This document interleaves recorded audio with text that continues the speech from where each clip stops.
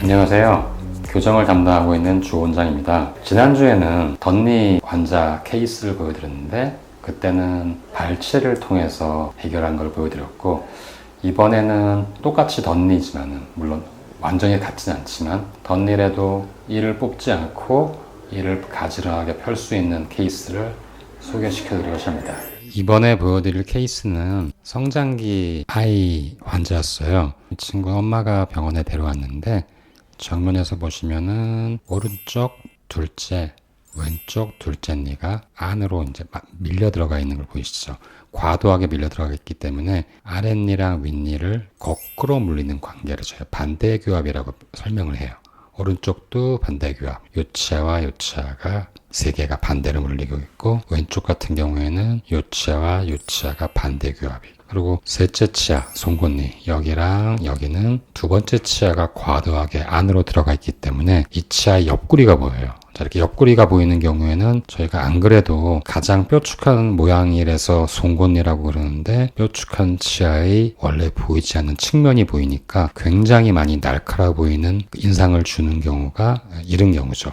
이런 경우가 생각보다 많이 있어요. 자, 아래는 위에보다는 좀 낮죠. 그렇지만 아래도 오른쪽 송곳니가 회전이 많이 되어 있기 때문에 치아에 우리가 쉽게 옆구리, 원래는 치아 옆구리와 옆구리는 서로 붙어서 노출이 되면 안 되는 케이스인데, 이렇게 옆이 보이는 아래 오른쪽 송곳니도 치아가 회전이 많이 되어 있기 때문에 치아의 옆면, 쉽게 설명하면 옆구리가 보이는 거죠. 원래 치아 배열이 좋으면은 앞니들처럼 치아의 측면과 측면이 올바르게 맞닿아 있다면 측면이 보이지가 않겠죠. 근데 회전되어 있는 치아는 치아의 측면이 노출이 되어 있는 거죠. 측면이 노출이 되면은 굉장히 날카로워 보이는 이미지를 줄 수 있어요. 씹는 면을 볼게요. 아까 말씀드린 것처럼 전체 배열 U자에서 두 번째 치아가 과하게 안으로 들어가 있고요. 오른쪽은 두 번째 치아가 과하게 들어가 있으면서 송곳니는 바깥으로 있고, 아래도 세 번째 치아가 회전이 되어 있죠. 오른쪽 치아 회전과 왼쪽 치아의 회전은 좀 반대 양상을 보이고 있어요. 결국 이 환자는 공간이 부족하기 때문에 치아 배열이 삐뚤빼뚤 거리는 거죠. 자, 공간이 부족하면 해결하는 방법이 한 가지는 넷째 치아를 발치를 해서 여분의 공간을 만드는 발치 교정이 있고, 지난번에 보여드렸어요. 혹은 공간 부족이 아주 심하지 않거나 성장기 아이들 같은 경우에는 확장이 좀 더 용이해요. 성장이 끝난 사람들은 확장이 조금 불리하고, 이 환자분은 성장기 어린이였기 때문에 확장이 용이하다고 판단이 되어서 이를 뽑지 않고 이 전체 U자의 앞궁을 좀 넓게 만들어주면은 여유가 생기겠죠. 그 여유를 이용해서 안으로 들어가는 치아를 바깥으로 밀어내고, 이 치아도 밀어내서 전체 배열을 바르게 할 계획을 세웠어요.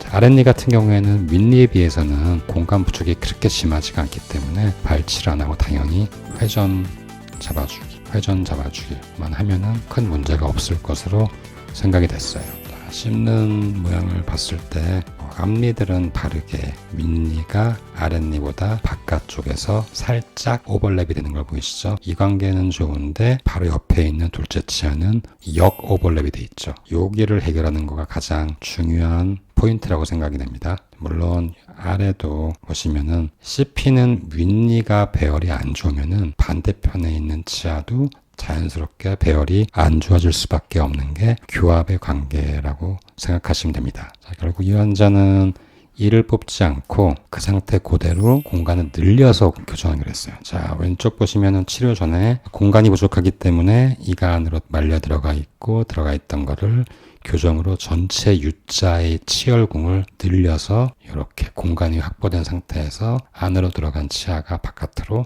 나왔죠. 교정 전보다 약간 더 사이즈가 큰 U자 형태의 치열궁이 완성이 됐어요. 아랫니는 치료 전에 공간 부족이 심하지 않았기 때문에 비교적 원활하게 배열을 했어요. 치료 전에는 조금 디귿자 형태, 앞니가 조금 이렇게 일자 형태였죠. 여기를 이제 교정을 통해서 둥그스름하게 U자 형태의 치열궁으로 배열을 하면은 자연스럽게 공간이 생기니까 돌아간 송곳니, 송곳니들이 올바르게 위치가 된 걸 볼 수 있어요. 교정 후에는 이렇게 고정식 유지장치, 이런 짝 와이어를 내측에 고정을 시켜서 치아가 옆에 있는 치아를 서로 지지하면서 치아 배열이 원상태로 돌아가지 않게끔 유지해 주는 거가 중요합니다. 전문 사진 보시면은 교정 후에 올바르게 안으로 들어가서 반대 교합이었던 두 번째 앞니, 왼쪽의 두 번째 앞니들이 다 점프해서 넘어온 걸 보이시죠? 자, 이렇게 돼서 정상적인 오버랩을 보이고 있어요.